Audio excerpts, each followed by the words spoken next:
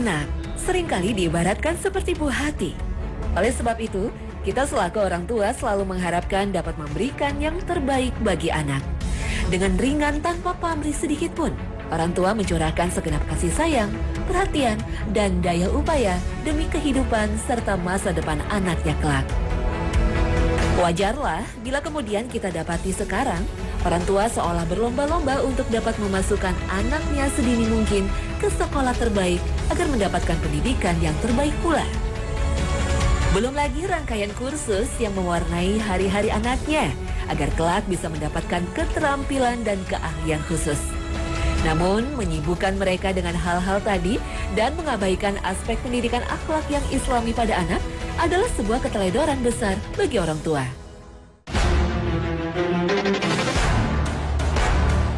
Boleh jadi, kelak mereka menjadi anak yang sukses dan berprestasi sebagaimana yang pernah kita impi-impikan. Namun pernahkah kita selaku orang tua berpikir bahwa anak adalah harapan kita kelak di kehidupan akhirat? Pada saat itu tak ada lagi peluang bagi siapapun untuk dapat meminta ampun dan beribadah untuk menambah pahala. Pada hari itu yang tinggal hanya amal-amalnya ketika di dunia. Rasulullah SAW bersabda, jika seseorang meninggal dunia, maka terputuslah amalannya kecuali 3 perkara, yaitu sedekah jariah, ilmu yang dimanfaatkan, atau doa anak yang soleh. Hadis riwayat Muslim. Bahkan pola pendidikan yang tepat dari orang tua kepada anak perempuannya bisa menjadi salah satu penjamin diri kita atas surga. Sebagaimana sabda Rasulullah yang lainnya. Barang siapa mempunyai 2 anak perempuan dan diasuh dengan baik, maka mereka akan menyebabkannya masuk surga. Hadis riwayat Bukhari. Siapa yang tidak ingin bertemu lagi dengan anak-anak kita kelak di akhirat nanti? Untuk itu, dibutuhkan kesabaran, kebijaksanaan, bahkan sikap tegas dari orang tua ketika mendidik anaknya.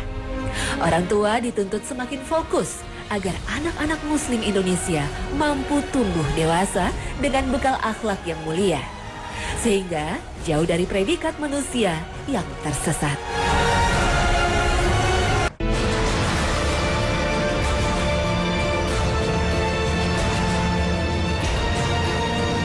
Assalamualaikum warahmatullahi wabarakatuh. Selamat pagi pemirsa setia Hasanah Trans 7. Kami kembali hadir untuk menyapa dan memberikan guyuran informasi Islami. Semoga tayangan kami hari ini mampu meningkatkan wawasan Anda akan pedoman berperilaku sesuai tuntunan Islam. Agama, rahmat semesta alam. Pemirsa, orang tua memiliki tanggung jawab yang teramat besar. Bahkan surga dan nerakanya kelak ditentukan pula oleh faktor kita sebagai orang tua melalui cara dan adab kita mendidik mereka. Sebab itulah, sejak 1400 tahun yang lalu, Allah Subhanahu wa Ta'ala telah memperingatkan kita, para orang tua. Wahai orang-orang yang beriman, jagalah diri kalian dan keluarga kalian dari api neraka yang bahan bakarnya adalah manusia dan batu. Penjaganya malaikat-malaikat yang kasar, keras, dan tidak mendurhakai Allah terhadap apa yang diperintahkannya kepada mereka, dan selalu mengerjakan apa yang diperintahkan. Al-Quran, Surah At-Tahrim, ayat 6. Sebagai orang tua yang baik, kita tidak boleh hanya mengandalkan guyuran materi dan harta berlimpah dalam mendidik anak, tetapi juga kita wajib menanamkan nilai-nilai Islam ke dalam jiwa anak-anak kita. Sehingga kelak ketika mereka tumbuh dewasa, kemanapun mereka pergi, ridho Allah juga yang akan mereka cari. Anak seharusnya tidak hanya disikapi sebagai aset kita selama hidup di dunia. Sebab kita pun telah sama-sama mengetahui bahwa hidup di dunia ini hanya sementara. Namun seharusnya kita juga menganggap anak-anak kita adalah aset paling berharga bagi kita tatkala kita telah tiada. Di sanalah kehidupan sebenarnya dimulai. Sebuah kehidupan lain dari kehidupan dunia, kehidupan yang telah memutus kesempatan kita untuk beramal. Pada saat itu yang berlaku adalah balasan dari amal-amal kita di dunia. Tentu, harapan setiap orang tua yang beriman, kelak ketika kita telah tiada, ada anak soleh yang dengan penuh cinta memohonkan ampun atas dosa-dosa kita tatkala hidup di dunia.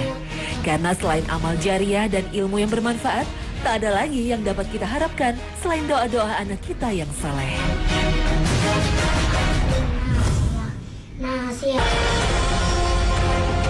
Suatu ketika, sahabat sekaligus menantu Rasulullah yang mulia, Ali bin Abi Thalib, pernah berkata, usia 1 hingga 7 tahun, lakukan anakmu seperti raja. 7-14 tahun, lakukan anakmu bangsa orang tawanan. Dan usia 14 hingga 21, perlakukan anakmu sebagai kawan. Di usia 1 hingga 7 tahun, hadiah terbesar bagi orang tua kepada anaknya adalah seberapa besar orang tua, utamanya ayah, dapat meluangkan waktu kepada anaknya. Bukan seberapa banyak mainan yang diberikan, bukan sebanyak dan sebagus apa boneka yang dibelikan, bukan pula semahal apa konsol games yang dibelikan untuknya. Fenomena dewasa ini sering kita temukan. Orang tua hanya menjadi ayah dan ibu biologis kepada anaknya, namun tidak secara psikologis. Kita orang tua asik bekerja dari pagi hari hingga larut malam.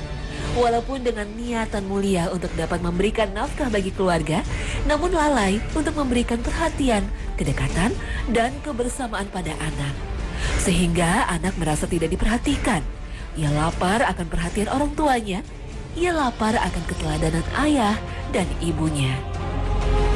Sedangkan maksud perkataan Ali radhiyallahu anhu bahwa perlakukanlah anakmu di usia 7 hingga 14 tahun bagai seorang tawanan adalah di usia tersebutlah waktu yang tepat untuk mulai menanamkan sikap disiplin pada anak. Menanamkan kejujuran, menanamkan kebiasaan-kebiasaan baik, dan yang terpenting adalah menanamkan keyakinan tauhid yang kuat terhadap Allah Subhanahu wa Ta'ala. Sebab itu, sejak dini kenalkanlah anak kita dengan Islam dan nilai-nilai ketauhidan akan keesaan Allah. Di usia kanak-kanak inilah Allah anugerahkan kepada mereka kebersihan jiwa serta daya tangkap dan daya tiru yang luar biasa. Maka dari itu, ajarkanlah mereka untuk bisa membaca dan memahami setiap ayat Al-Quran. Tatkala sang anak ingin memperoleh suatu hal yang diinginkan, sampaikanlah dengan bahasa yang mudah dicerna olehnya bahwa apa yang ia peroleh adalah pemberian dari Allah. Kemudian ajarkanlah untuk bersyukur pada Allah.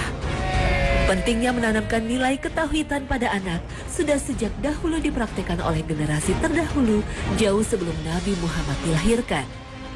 Salah satunya adalah kisah pendidikan tauhid Luqman kepada anaknya. Allah abadikan dalam Al-Quran. قال لقمان لابنه وهو يعظه يا بني لا تشرك بالله إن الشرك لظلم عظيم. Dan ingatlah ketika Luqman berkata kepada anaknya di waktu ia memberi pelajaran kepadanya, hai anakku, janganlah kamu mempersekutukan Allah. Sesungguhnya mempersekutukan Allah adalah benar-benar kezaliman yang besar. Al-Quran Surah Luqman ayat 13. Orang tua bagi anak adalah sumber teladan, inspirasi, dan panutan. Untuk itu sebagai orang tua, biasakan selalu mengajak anak-anaknya untuk sholat berjamaah tepat waktu. Didiklah dengan tegas dan bijaksana untuk perkara sholat, karena sholat adalah tiangnya agama. Bila ia meninggalkannya, maka ia telah meruntuhkan agamanya. Rasulullah bersabda, inti pokok segala perkara adalah Islam, dan tiangnya penopangnya adalah sholat. Hadis sahih, riwayat Tirmizi. Buah dari salat itu akan menjadikannya pribadi yang cinta dengan segala kebaikan, dan sebaliknya, ia benci dengan kemungkaran sebagaimana firman Allah. Bacalah apa yang telah diwahyukan kepadamu, yaitu Alkitab, Al-Quran, dan dirikanlah salat. Sesungguhnya salat itu mencegah dari perbuatan-perbuatan keji dan mungkar. Dan sesungguhnya mengingat Allah, salat adalah lebih besar keutamaannya dari ibadat-ibadat yang lain. Dan Allah mengetahui apa yang kamu kerjakan. Al-Quran, Surah Al-Ankabut, ayat 45. Kemudian maksud dari perkataan Ali, bahwa perlakukanlah anakmu di usia 14 hingga 21 tahun seperti kawan, adalah bahwa mulai biasakanlah anak untuk diberi kepercayaan dan dimintakan pendapatnya. Mulailah ajari mereka untuk memegang amanah, menjaga kejujuran dan kesetiaan seperti kesetiaan seorang sahabat sejati. Ajak mereka untuk ikut andil dalam berbagai proyek kebaikan sebagaimana dahulu para pejuang Islam melakukan berbagai pekerjaan-pekerjaan besar.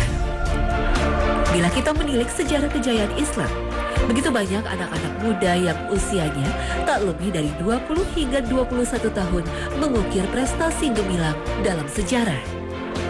Seperti Umar bin Abdul Aziz, ia berhasil membangun negara yang sejahtera dengan income per kapitanya yang mencengangkan hanya dalam jangka waktu 29 bulan sejak beliau terpilih sebagai khalifah. Prestasi dahsyat ini ia capai di usianya yang baru menginjak 21 tahun.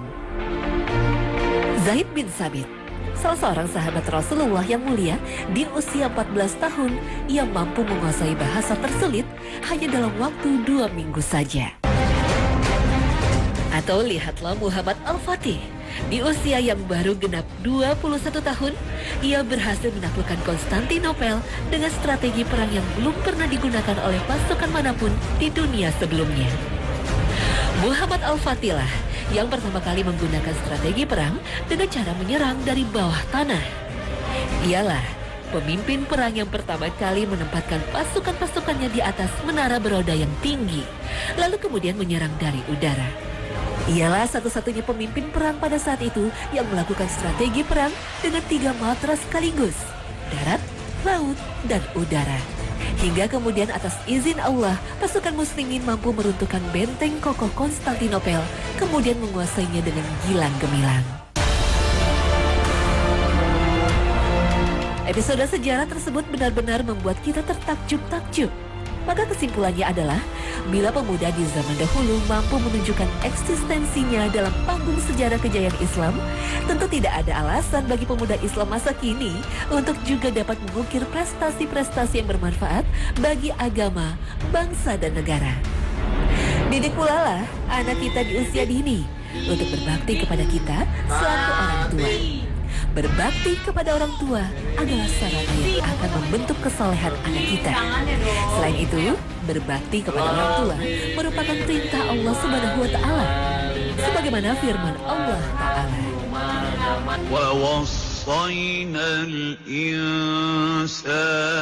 بِوَالِدَيْهِ حَمَلَتْهُ أُمُّهُ وَهْنًا عَلَى وَهْنٍ وَفِصَالُهُ في عامين أن اشكر لي ولوالديك إلي المصير. Dan kami perintahkan kepada manusia berbuat baik kepada 2 orang ibu bapaknya. Ibunya telah mengandungnya dalam keadaan lemah yang bertambah-tambah dan menyapihnya dalam 2 tahun. Bersyukurlah kepadaku dan kepada 2 orang ibu bapakmu. Hanya kepadakulah kembalimu. Al-Quran, Surah Luqman, ayat 14.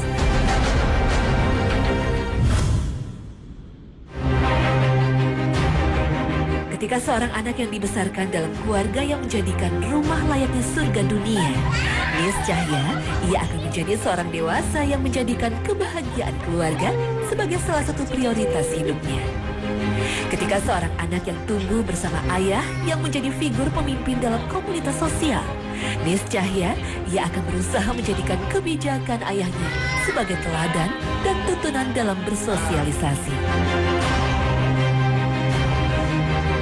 Tapi ketika kita membesarkan anak kita dengan mengandalkan guyuran materi dan harta berlimpah, jika tak waspada, anak-anak kita bisa menjadi figur yang manja dan egois, yang beranggapan bahwa kekayaan dan melimpahnya materi bisa didapatkan dengan mudah. Ketika kita seringkali meninggalkan keluarga, di saat anak kita membutuhkan kehadiran kita. Boleh jadi kelak tatkala ia sudah berumah tangga, anak kita menjadi figur orang tua yang dengan mudahnya menomorduakan urusan keluarga. Akhirnya, jika ingin bertanya, teladan apa yang telah kita berikan sebagai orang tua kepada anak kita? Jawabannya bisa nampak dari perilaku anak kita. Gaya hidup dan perilaku anak sejatinya cerminan pola didikan kita. Sebelum terlambat, dekatkan dan eratkan lagi diri kita dengan anak kita. Kehidupan duniawi yang serba modern sekarang ini memicu kenakalan anak dan remaja semakin mengkhawatirkan dan memprihatinkan. Karena fenomena sosial yang ada menunjukkan banyak anak yang salah dalam berperilaku sosial. Banyak anak laki-laki yang salah menemukan arti sebuah sifat kejantanan. Sebagian kecil remaja laki-laki mengartikan solidaritas sebagai kesiapan untuk bertempur dalam ajang tawuran antar sekolah. Sebagian kecil remaja mengartikan keberanian sebagai nyali yang ditunjukkan saat asik meliuk di jalanan dalam ajang balapan liar. Sebagian remaja mengartikan kasih sayang sebagai kemesraan dengan teman wanita di tempat-tempat umum. Kewajiban orang tua adalah memberikan pendidikan yang terbaik kepada anak-anaknya. Namun bukan berarti menyerahkan sepenuhnya proses pendidikan anak kepada pihak sekolah. Kewajiban orang tua adalah menjamin tersedianya materi bagi anak untuk menjalani hidupnya hingga ia sanggup hidup mandiri. Namun, bukan berarti menyediakan dana tak terbatas untuk memenuhi seluruh permintaan anak. Pemirsa Hasanah yang dimuliakan Allah, kalau saya bilang anak nakal itu baik, pasti di antara kita ada yang setuju, ada yang nggak setuju. Sebenarnya tidak ada anak yang nakal, yang ada berbeda pilihan sama kita. Jangan karena perbedaan pilihan itu membuat kita mencap anak kita itu nakal. Bagi Anda yang memiliki anak lebih dari 2, mungkin pikiran kita itu suka bilang begini. Di antara 3 anak kita misalnya ya, anak saya yang paling nakal, yang ini nih. Nah, kalau kalimat itu kita lontarkan terus dalam pikiran, maka otomatis anak ini beneran menjadi anak nakal. Karena terlintas itu adalah sebuah doa. Jadi, adab yang pertama yang mesti kita lakukan pada anak kita adalah bahwa lemparkan hanya pikiran-pikiran yang baik. Saya jadi ingat ya, bahwa saya sejak kecil kalau dimarahin sama ayah saya itu bilangnya begini, dasar lo kiai, dasar lo ustadz. Pernah motor saya kotor sekali waktu itu, ayah saya bilang begini, ini nih motornya kiai. Maka ternyata doanya dia menjadi, walaupun belum jadi seorang kiai atau belum juga pantas dibilang seorang ustadz. Cerita ini ternyata juga ada pada seorang imam besar Masjidil Haram yang kalau nakal selalu diomelin sama ibunya, dasar lo, biar jadi imam lo di Masjidil Haram. Ternyata betul, dialah Syekh Abdurrahman Sudais. Nah, jamaah sekalian, kalau umpamanya kita berbeda pilihan sama anak, jangan buru-buru mencap anak kita nakal. Perbedaan pilihan itu karena kita kurang adab kepada anak. Memang adab kepada anak ada? Justru ada sekali. Yaitu yang diawali dengan adab pikiran. Karena pikiran orang tua ini doa kepada anak. Kalau begitu, mulai sekarang kalau ada anak kita yang nakal, katakan anak saya ini paling cerdas. Yang hormat itu anak saya ini paling soleh. Jadi semuanya itu paling. Itu nomor 1 dari pikiran. Yang nomor 2 adalah sikap. Berbedanya pilihan antara kita sama anak karena kita sendiri yang membedakan cinta. Coba deh, dulu ketika anak kita masih kecil sekali, kalau dia nggak mau makan, kita bilang apa? Sayang, makan dong, mamak mulutnya. Sayang. Coba kalau sekarang anak kita 10 tahun, nggak mau makan, kita bilang apa? Nah, perbedaan cinta itu yang membuat anak kita beda pilihan sama kita. Kalau cinta kita terus flat, artinya flat itu full flatnya, maka itu adalah mulai membuat anak kita pun mencintai kita abadi. Kalau anak kita mencintai kita abadi, kalau kita mencintai anak kita abadi, maka terjadi sebuah adab yang nomor 2, yaitu adab bertata krama. Bahkan kadang-kadang orang tua yang kurang adab kepada anak, lucu kan? Biasanya anak harus punya adab pada orang tua, tapi harus timbal balik. Karena Rasulullah SAW mencontohkan adabnya beliau kepada anaknya yang masih kecil. Coba, ketika beliau sujud, cucunya Al-Hasan dan Hussein yang menduduki punggung Rasulullah, adab Rasulullah tidak bangun dari sujud. Ini sebuah gambaran bahwa kita kadang-kadang bicara saja sama anak dengan beda ketinggian. Maka dalam yang saya sampaikan ini, yang pertama tadi ada pikiran, selalu berkatakan pikiran baik, itu sebenarnya sebuah doa. Yang kedua adab berbicara. Kalau berbicara pada anak, adab pertama itu adalah sejajarkan mata Anda. Jadi kalau anaknya kecil, masih umur segini, kurang lebih 1 meter, duduk, sejajar matanya. Oh nak, ada apa nak? Tadi bagaimana PR-nya? Tadi bagaimana? Ini adab kepada anak. Menyuruh pun begitu, sejajar matanya. Ini membuat anak lebih merasa dihargai, lebih merasa disejajarkan. Dan kita akan menjadi idolanya. Kalau pikirannya sudah baik pada anak, kalau adabnya sudah baik pada anak, cara bicara kita sudah baik pada anak, insya Allah anak kita itu akan cinta mati sama kita. Dan ketika anak kita cinta mati sama kita, maka pilihannya pun akan sama dengan kita. Dan kalau pilihannya sama, tentu ini yang disebut keluarga yang mawaddah, sakinah, warahmah. Insya Allah kita bisa.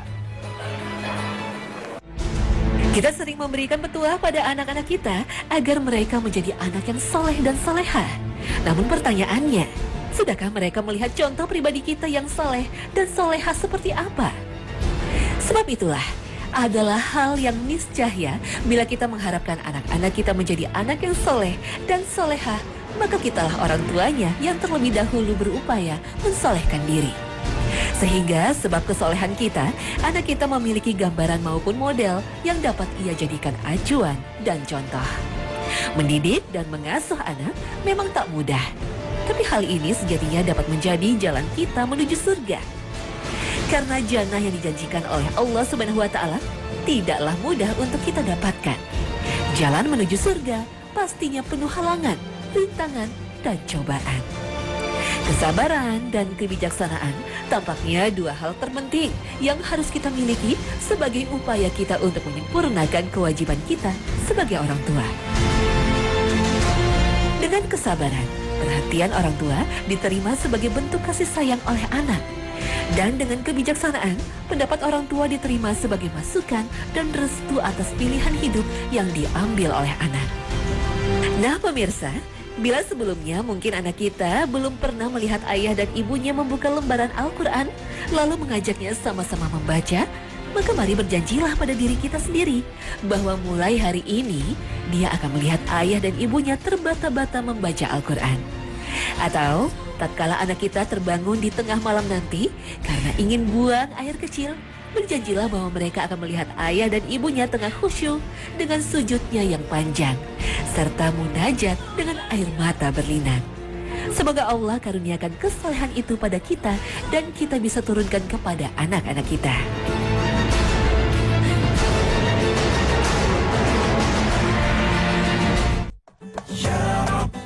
Demikian tayangan Hasan hari ini. Semoga kita mampu mengambil hikmahnya. Maafkan jika dalam tayangan ini ada penggambaran atau penyampaian kata yang menyinggung. Tiada yang lebih kami harapkan selain apresiasi Anda kepada kami sebagai salah satu pedoman akan tuntunan hidup yang sesuai syariat. Akhir kata, wassalamualaikum warahmatullahi wabarakatuh.